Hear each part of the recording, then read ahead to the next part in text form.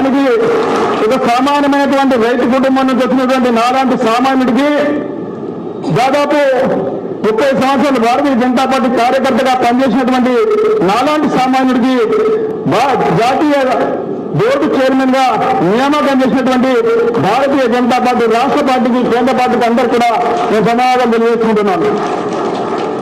Sir, పసుపు board గురించి అనేక సంవత్సరాలు రైతులు ఉద్యమాలు చేసింది. మన ప్రభుత్వం రైతులకు పసుపు బోర్డు ఇచ్చింది.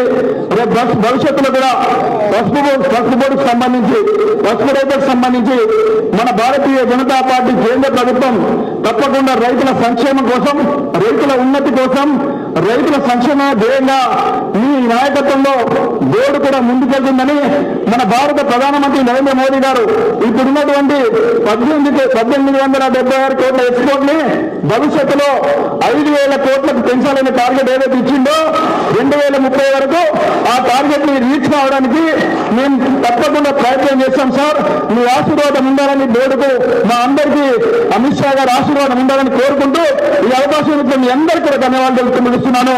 భారత్ మాతాకి. అదేవిధంగా ఒకసారి మీరందరూ కూడా రైతులందరూ లేచి మనకు పసుపు బోర్డు ఇచ్చి జాతీయ కార్యాలయాన్ని ఇక్కడ ఏర్పాటు చేసినందుకు తప్పట్లతోనే పెద్దలు అమిత్ షా గారికి స్వాగతించాల్సిందిగా, ధన్యవాదాలు చెప్పాల్సిందిగా మీ అందరినీ కూడా కోరుకుంటా ఉన్నాను.